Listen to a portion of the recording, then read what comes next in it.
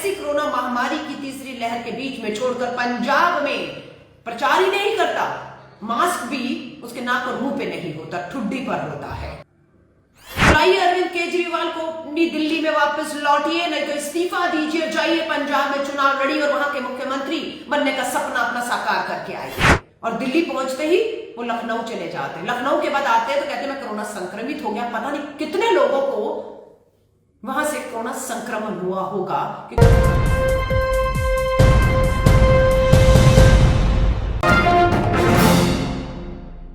बेहद गैर जिम्मेदाराना कहूं, चिंताजनक कहूं, उस व्यक्ति का वीडियो आपके सामने ला रही हूं जो दिल्ली का मुख्यमंत्री है, संवैधानिक पद पर बैठे हुए हैं। मैं कहूंगी आप ये वीडियो देखिए। ये वीडियो आज का है, 12 जनवरी 2022 का है, आज का है।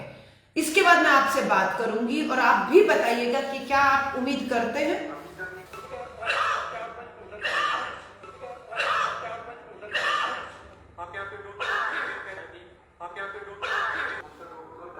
आपने ये वीडियो देखा, आप उम्मीद करते हैं 4 जनवरी को दिल्ली के मुख्यमंत्री कहते हैं मैं कोरोना संक्रमित हूं, मैं कोरोना पॉजिटिव हूं, 4 तारीख को, और 9 तारीख को वो हमें बताते हैं कि मैं कोरोना नेगेटिव हो गया हूं, अब मुझे कोरोना नहीं है।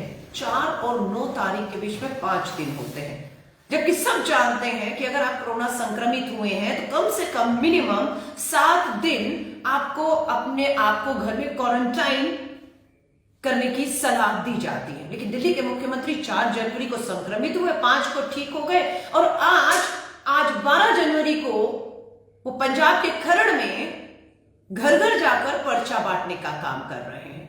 भारत की राजधानी दिल्ली, मंजर भूल गए आप, मंजर भूल गए। अस्पतालों में ऑक्सीजन नहीं थी, लोग दर दर की ठोकरें खा रहे थे, शमशान घाट तक कम पड़ रहे थे और लोग मौत के मुंह में जा रहे थे। लगा सबक लिया होगा।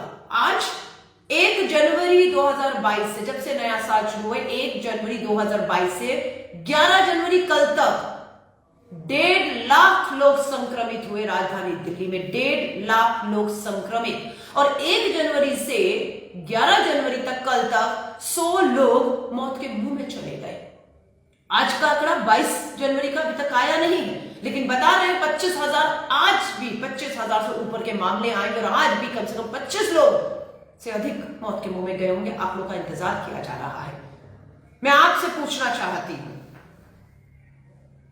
संवैधानिक पद पर बैठा आदमी, दिल्ली का मुख्यमंत्री, ऐसे समय पर जब दिल्ली को बेहद सबसे ज्यादा उसकी जरूरत हो, दिल्ली उसकी प्राथमिकताओं पर होनी चाहिए, लेकिन वो नहीं।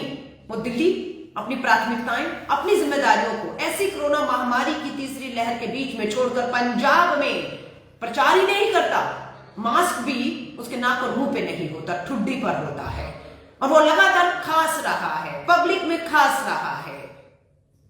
दिल्ली के अंदर 5 अस्पताल ऐसे जिसमें 800 डॉक्टर, हमारे कोरोना योद्धा, कोरोना वॉरियर, कोरोना संक्रमित हो चुके हैं। 5 अस्पताल, 800 डॉक्टर हमें बचाने वाले अपनी जिंदगियों पर बनाई है, वो भी कोरोना संक्रमित हो गए। हमने पिछली बार भी जो लहर आई थी उसे हल्के में लिया था। राजधानी दिल्ली है, छोटी सी दिल्ली है, छोटी सी दिल्ली पूरे देश में नंबर 1 पे खड़ी थी, और आज भी वही छोटी सी दिल्ली देश में 1 नंबर पे खड़ी है कोरोना महामारी और मौत के आंकड़ों में। मैं आप सबसे कहूंगी, दिल्ली के लोगों को कहूंगी, इंतजार मत करिए, बुलाइए अरविंद केजरीवाल को अपनी दिल्ली में वापस लौटिए, नहीं तो इस्तीफा दीजिए, जाइए पंजाब में चुनाव लड़िए और वहां के मुख्यमंत्री बनने का सपना अपना साकार करके आइए। पंजाब के लोगों को पूछना चाहूंगी, आपसे पूछती हूं, 30 दिसंबर, 31 दिसंबर, 1 जनवरी तक दिल्ली के मुख्यमंत्री अरविंद केजरीवाल आपके बीच में पटियाला में शांति मार्च कर रहे थे, और दिल्ली पहुंचते ही वो लखनऊ चले जाते हैं। लखनऊ के बाद आते हैं तो कहते हैं मैं कोरोना संक्रमित हो गया। पता नहीं कितने लोगों को वहां से कोरोना संक्रमण हुआ होगा, क्योंकि वो संक्रमित थे लेकिन अपना प्रचार प्रसार नहीं रोक रहे थे। भीड़ में, पटियाला के, पंजाब की सड़कों पर भीड़ के बीच में, बिना सोशल डिस्टेंसिंग के, बिना मास्क के हमने उन्हें देखा, और कितने और जाकर कहा कि मैं संक्रमित हो चुका हूं। पंजाब के लोगों को कहूंगी, क्या आप ऐसा नेता, ऐसे आदमी के हाथ में अपना पंजाब सौंपना चाहते हैं? दिल्ली ठगी गई, दिल्ली ठगी गई, दिल्ली की मौत के मुंह में कगार में गई और दोबारा जा रही है। वायु प्रदूषण के आंकड़ों को यही दिल्ली के मुख्यमंत्री बड़े गर्व के साथ रोज सुबह उठ के खुद ट्वीट किया। खुद अरविंद केजरीवाल सुबह आंख खुलते ही अपने ट्विटर हैंडल से खुद ट्वीट करके बताते दिल्ली की हवाएं जहरीली हैं। आज यही दिल्ली का मुख्यमंत्री बहुत गर्व से हमें और आपको बताए तो हैरानी मत करिएगा कि रोजाना इनकी विफलता, इनकी नाकामी, इनके चुनाव प्रचार प्रसार की प्राथमिकता जो दिल्ली को पीछे छोड़ गई वो भी बताए कि आज 25,000 मामले आ गए, आज 30,000 मामले रोज के आ गए, 1.5 लाख लोग संक्रमित हो चुके हैं अब तक सिर्फ इस नए साल में, और 100 से ऊपर लोग मौत के मुंह में जा चुके हैं। तैयारी के दावे पिछली बार भी किए गए थे, कहा गया 10,000 बिस्तर तैयार हैं, लेकिन सरकार का स्वास्थ्य विभाग ने अभी जब जारी किया तो पता लगा 4,000 बिस्तर है। दावा किया जा रहा है 10,000 की तैयारी है, मामले रोज के 20 और 25,000 आ रहे हैं। पंजाब के लोगों से मैं पूछ रही हूं, दिल्ली ठगी जा चुकी है, दिल्ली ठगी जा चुकी है, और ये दिल्ली के महाठग एक राज्य को छोड़ के दूसरे में मुख्यमंत्री बनने नहीं आ रहे। इनका सपना देश का प्रधानमंत्री बनना है 2 सालों के अंदर 2024 में। दिल्ली अधूरी छोड़ी, पंजाब ले लीजिएगा, सौंप दीजिएगा पंजाब इन्हें, सौंपिएगा इन्हें। दिल्ली ठगी गई, दिल्ली प्राथमिकताओं में आज नहीं है, क्योंकि दिल्ली का चुनाव अब 25 में आएगा। अब पंजाब हथियाना है, अब पंजाब हथियाने के बाद क्या होगा? पंजाब प्राथमिकता नहीं होगा, पंजाब के मुद्दे प्राथमिकता नहीं होंगे, उसके बाद गुजरात और हिमाचल आम आदमी पार्टी की प्राथमिकता पे होगा, क्योंकि प्रधानमंत्री का सपना है, मुख्यमंत्री बनने का सपना है। आज मैं आपसे पूछना चाहूंगी कि पंजाब का मुख्यमंत्री चन्नी जी पंजाब छोड़कर किसी दूसरे राज्य में आपको जाते हुए प्रचार प्रसार करते हुए अपनी जिम्मेदारियों से दूर भागते हुए दिख रहे हैं?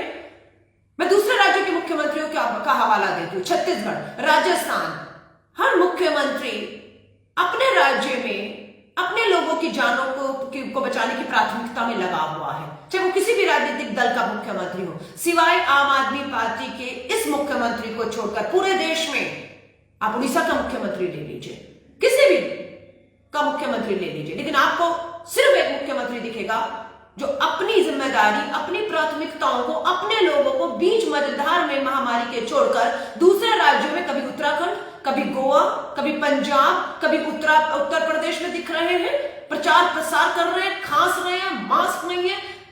और वो मुख्यमंत्री अगर उसकी अपनी दिल्ली, अपना राज्य संभला होता, वहां कोई महामारी का केस नहीं होता, सब खुशहाल होता, महामारी दूर होती, एक मामला नहीं होता, और अगर एक आधा मामला हो भी रहा होता तो किसी को चिंता नहीं होती कि बिस्तर नहीं मिलेगा या वेंटिलेटर नहीं मिलेगा या ऑक्सीजन नहीं मिलेगी, दवाई नहीं मिलेगी, तो हम उम्मीद करते कि हाँ, ये मुख्यमंत्री अपनी जिम्मेदारियों को ईमानदारी के साथ अच्छे से निभा रहा है और दूसरे राज्यों में अगर जा रहा है तो कुछ उसमें गलत नहीं है। लेकिन वो मुख्यमंत्री जिसकी अपनी दिल्ली मौत के कगार पे खड़ी हो, वो घर घर जाके पर्चे बांटकर वोट मांग रहा हो, सत्ता हासिल करना चाह रहा हो, तो मैं आपको कहूंगी दिल्ली और पंजाब के लोगों के साथ सोचिए, आप सोचिए। आप सबको शुभकामनाएं देती हूं, आप सबसे हाथ जोड़कर निवेदन करूंगी, इस महामारी को हल्के में मत लीजिए। मैं अकेली बैठी हूं, अपने कमरे में हूं, सैनिटाइज्ड है इसलिए, लेकिन बाहर जाने से पहले मैं मास्क लगाऊंगी, अपने हाथों को लगातार धोऊंगी, कोशिश है कि मैं बहुत भीड़ के अंदर ना जाऊं। मैं आपसे भी निवेदन करती हूं हाथ जोड़कर, इन नेताओं को आप फॉलो मत करिए, ये नेता आपको बिल्कुल सही रास्ता नहीं दिखा रहे हैं, खुद तो बच जाएंगे, निजी प्राइवेट अस्पतालों में अच्छे इलाज, मुफ्त इलाज करा लेंगे अरविंद केजरीवाल, लेकिन आपको मौत के मुंह में झोंक कर जाएंगे। इसलिए आपसे निवेदन है, कृपया अपने घर, अपने परिवार, अपने बच्चों का ख्याल रखिए, कोरोना प्रोटोकॉल्स का सख्ती से नियमों का पालन कीजिए। जय हिंद।